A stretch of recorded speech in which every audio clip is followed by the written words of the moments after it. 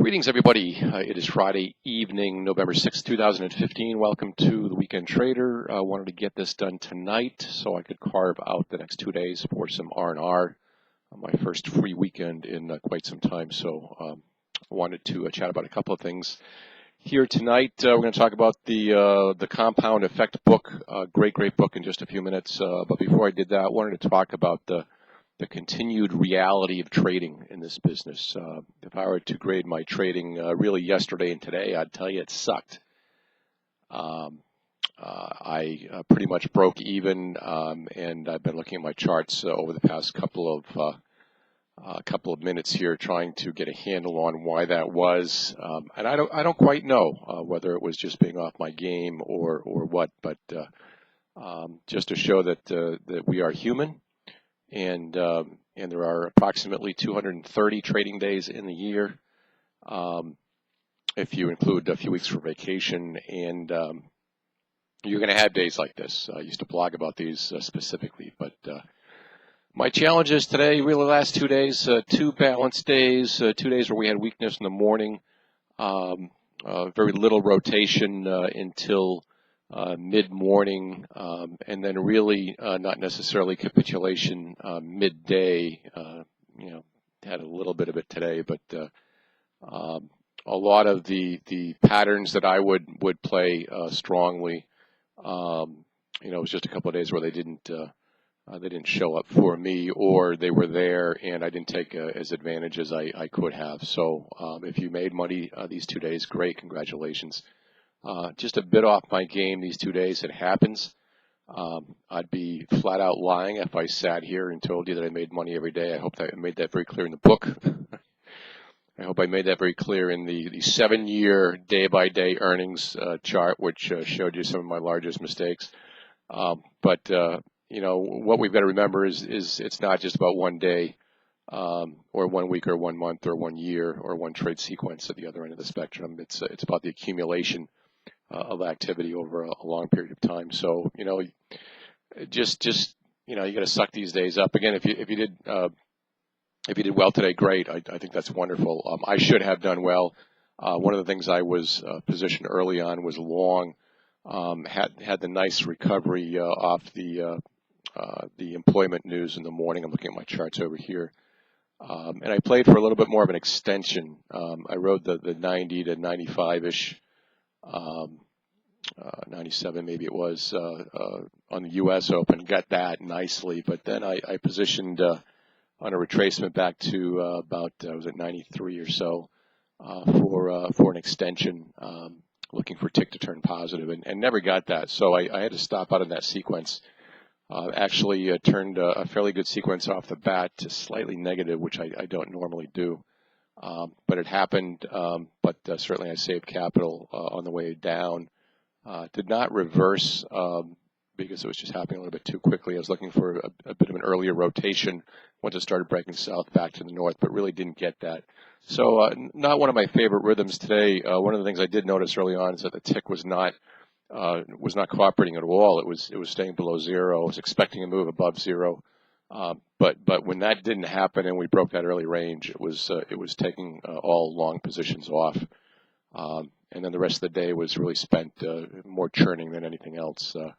So scratch day today, scratch day yesterday. Very disappointed with my results, and I need to do some soul searching at this end in terms of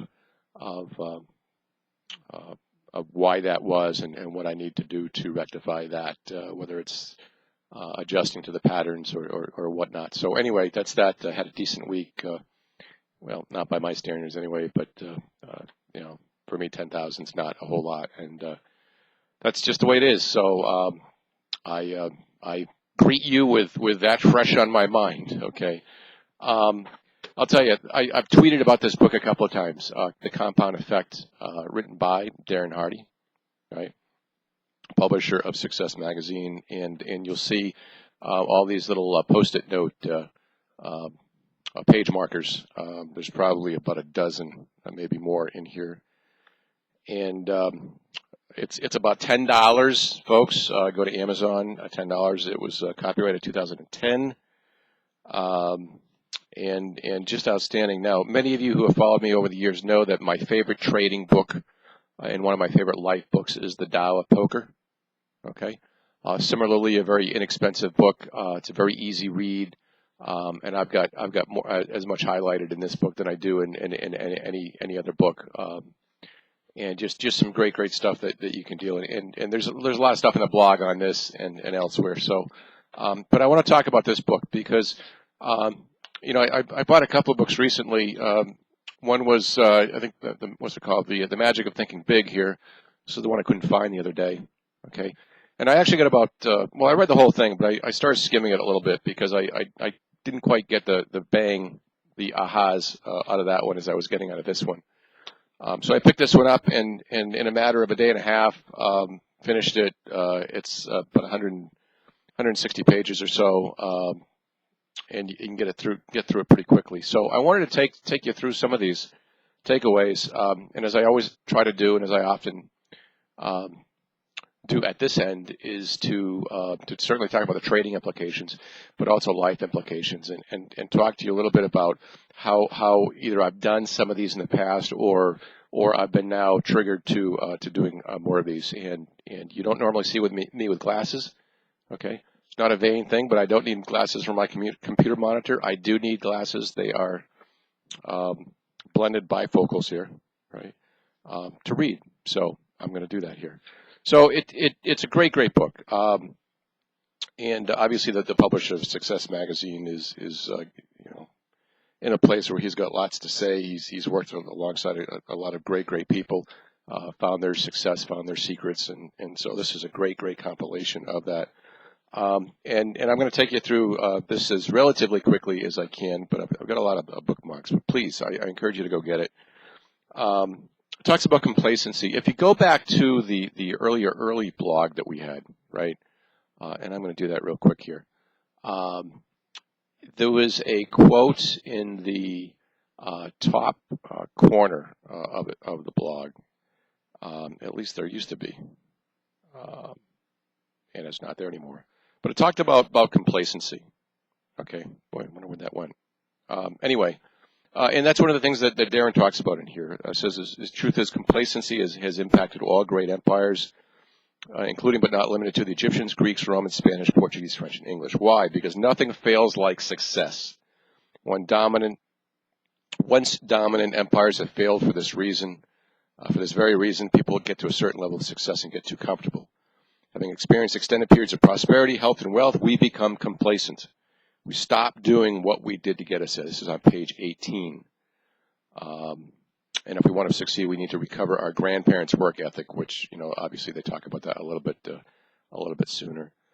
So huge. And one of the significance themes, if you will, of my trading career, which has been anytime I'm complacent, anytime I get comfortable, my results go south or my results plateau. And it's just so very important that we put ourselves in a position where we are not feeling that the fictitious draw that I've talked about for years. That's been on the blogs and the book, again, going every day for myself anyway, feeling that I've just gotten knocked down and I'm climbing myself back. That is one way for myself to avoid complacency. Completely disregarding whatever capital you may have in terms of your full trading account. And trading that as if, your life depends on every trade, which is the way that I trade, even though knowing that it's sample size and probability that does the heavy lifting. But if you go into each trade with that sort of mindset, you're less likely to be complacent as well. So I thought this comment about once dominant empires, and he goes through the whole litany here in terms of failures. By the way, the whole idea behind the compound effect, or one of the great notions here, is the fact that you can reap huge rewards through a series of small, smart choices. And that the sooner you start doing that, one step will lead to another step, will lead to another step. And before you know it, you've built some momentum, and we'll talk about that in a little bit.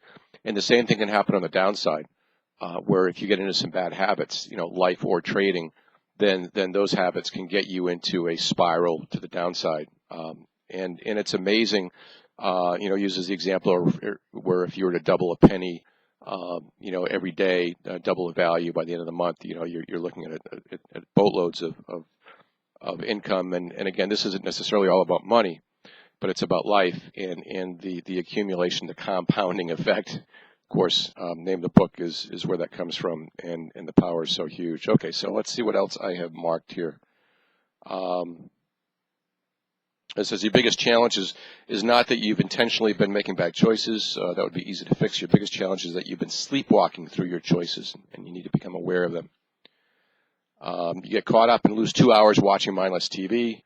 Scratch that. Let's give you some credit and make an educational documentary before realizing you've spaced on preparing for an important presentation to land a valuable client, or in our case, prepare for the next trading sequence.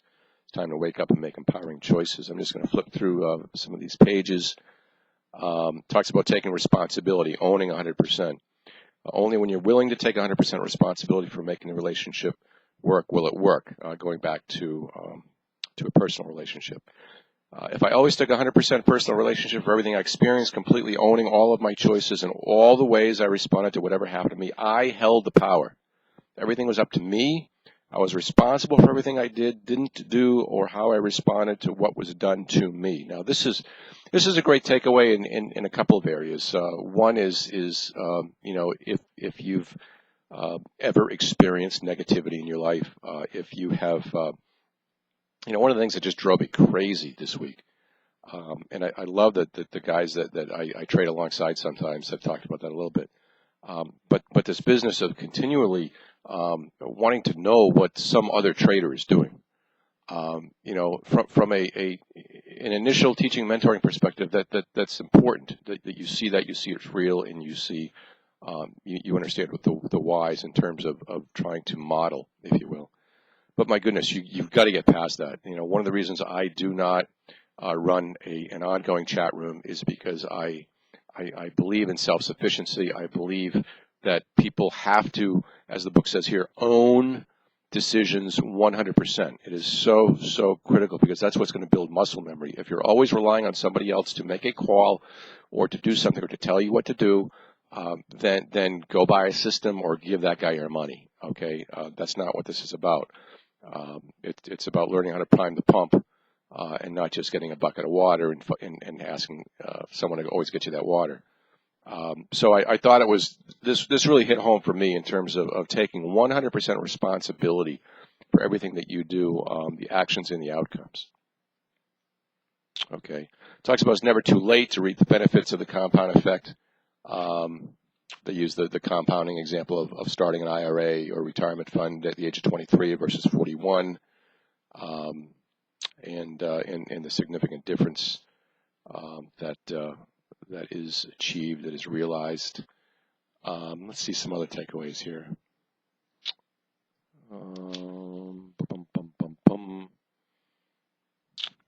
Let's see. Got here. Oh, momentum. He calls it Big Mo, and he uses a whole lot of examples here in terms of the law of inertia. Objects at rest tend to stay at rest unless acted on by an outside force. Objects in motion tend to stay in motion unless something stops their momentum. He uses a little manual merry-go-round that you used to see in playgrounds and that kind of thing. It takes a little while to get it going. Once you have everybody on it, it'll keep going. And I've seen this certainly in stretches of my own life. When I'm on trading runs, and you've seen some of them that have been publicly documented, it's incredible. It's like the trays roll off your hands. You're not even thinking, and momentum is so huge. And I go back to, I think it was 2008 or 2009, where a doctor once contacted me, and he said, I appreciate what you're doing, but I'm worried because you're going to kill yourself. And this was when I was certainly more than I am now, active at 3, 4, 5 in the morning every day, trading Europe, and then gearing up for the U.S. session. I can't maintain those hours anymore. By the way, I'm 54 now, so I've got to work smarter with the time that I do have. I need a little bit more sleep, so I restructured my day a bit. But he was concerned. I said, I appreciate that, but you have to understand that I know that when this run is over, it's going to take a while to restart that. And you saw that documented in 2009 in 2010 a bit. So, and I still go through the same runs and the same plateaus and the same pauses. You know, momentum is true. It's there. It happens, and certainly the idea is to recognize when it's there and then play it for all it's worth. Now, what he talks about here as well is he talks about your old ways, not just good momentum, but bad momentum. And your old ways and your old conditioning are just like the inertia of the merry-go-round or the pull of gravity. Everything just wants to stay at rest. You'll need a lot of energy to break your inertia and get your new enterprise, right, or trading sequences underway. But once you get the momentum, you'll be hard to stop, virtually unbeatable, even though you're now putting out considerably less effort while receiving greater results. Ever wonder why successful people tend to get more successful? The rich get richer, the happy get happier, the lucky get luckier. Okay, they've got big Mo. When it rains, it pours. Okay, I've seen that on both sides of the coin.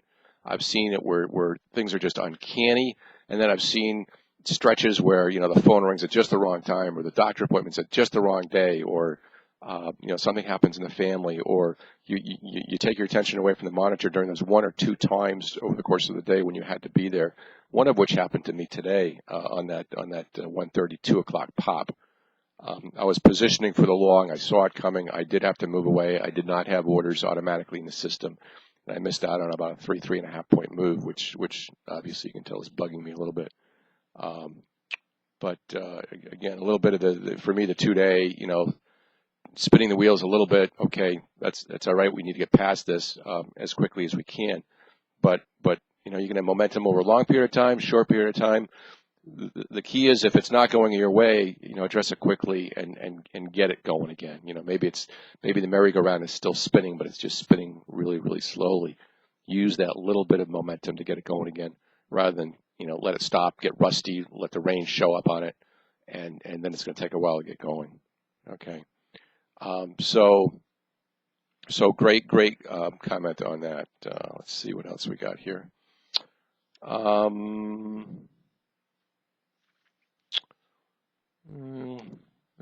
There's so many here. Find a peak performance partner. Teaming up with a peak performance partner, someone is equally committed to study and personal growth as you. I think that's huge. I got to be careful when I talk about this one. 134, 135. Invest in mentorship. And I say I've got to be careful here with the fact that, yes, I mentor traders in one way or another. But I want to talk about this in terms of my own performance.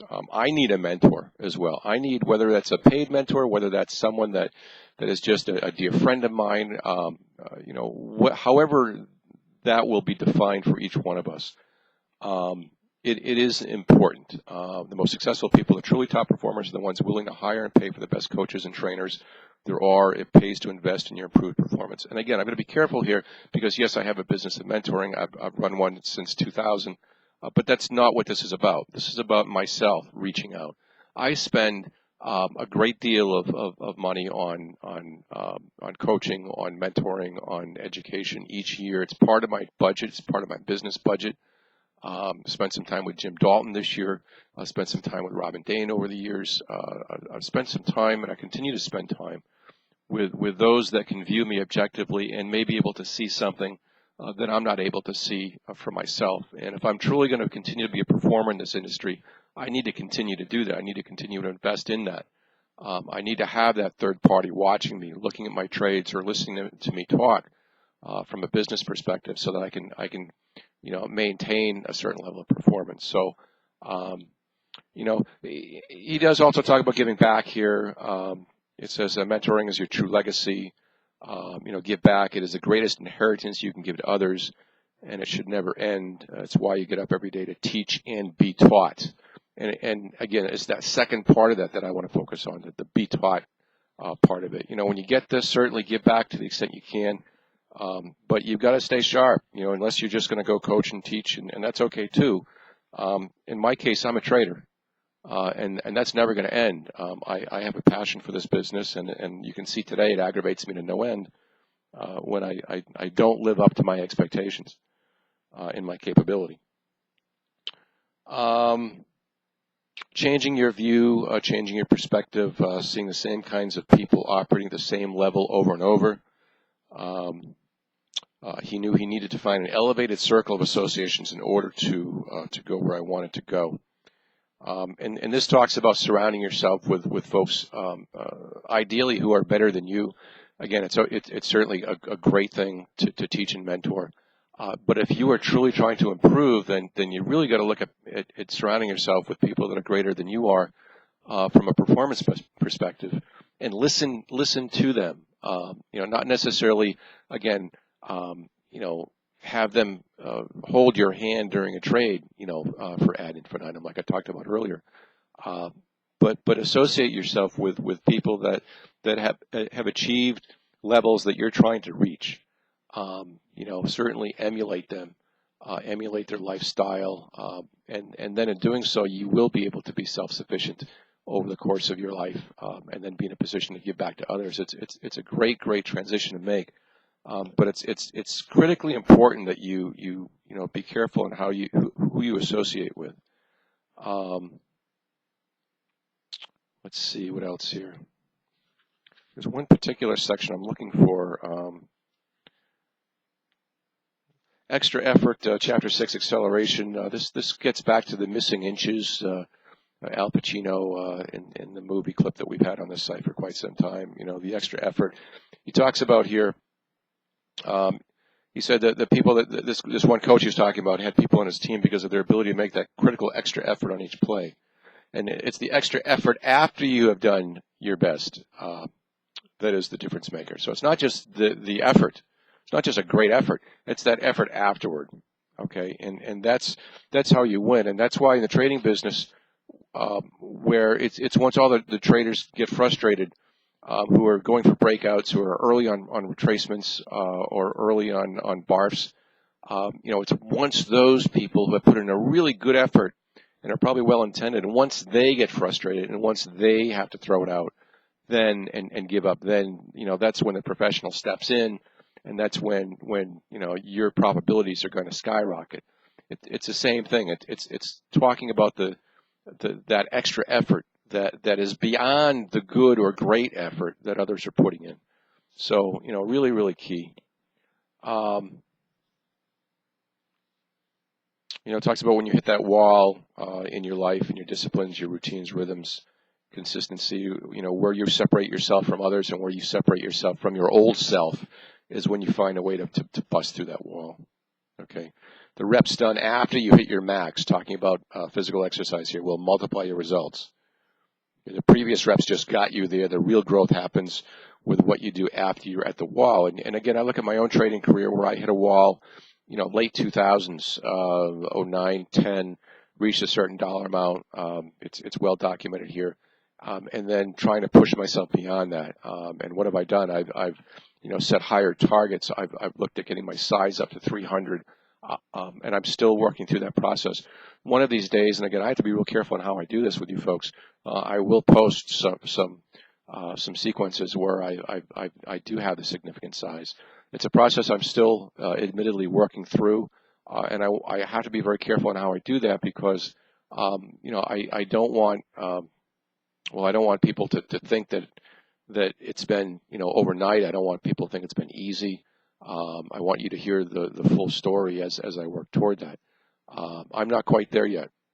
I'm well on my way, but I have a goal that by the end of this quarter to get that size up to 300. I want to ring that bell, and just if nothing else to push me beyond a wall that I've been working through.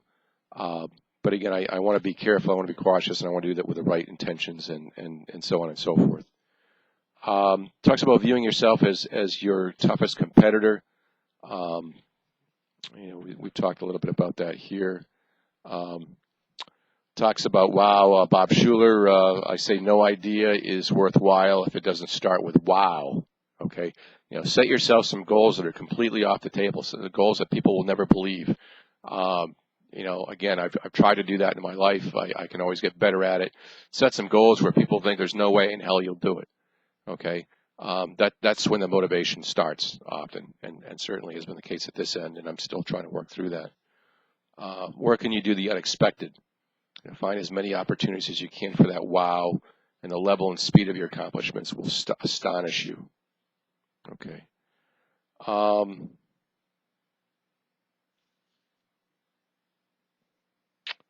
Last part of the book that I've highlighted here really recaps a lot of this. There's just so much good stuff in here. There's one particular section, maybe I'll have to do this in another video, that talks about influences and poisoning your mind and really where he went and filtered a lot of things out of his life. And you know, in this day and age of technology and social media, you know, connecting is a great thing, but you know, you've got to be careful to really filter out, you know, those who you connect with, that which can easily poison your mind. People with negative attitudes, people that are trying to bring you down to their level. You know, he's got friends and family members, I think it is, that he refers to as 3-minute friends, meaning that he'll love them and he'll be cordial to them for 3 minutes, but beyond 3 minutes they start bringing him down, and he makes an effort to remove himself from the situation so he doesn't start polluting himself with that. You know, and you know, a lot of some people have asked me, you know, why don't I have comments in the blog, or why don't I have comments on YouTube and all that kind of stuff, and it's not that I don't want the feedback. You know, you've got multiple ways of getting to me. But it's to just maintain a level of focus, and you know, I think if you talk to anybody who's reached any level of success in their businesses, you know, you'll see they all share that common trait, which is they're very, very focused. And so, you know, as long as I do this, I've got to maintain my focus at this end as well, and I can see when I can easily get derailed. So. Anyway, these are just a few thoughts. Again, the book is called The Compound Effect. I'll put a link on the blog entry today. Jumpstart your income, your life, your success. You know, and it's going to be on my nightstand or my trading table right here. So very, very key. It's again a quick one-day read. You can get through this. You know, highlight it, read it, go over it. You know, coaches are great.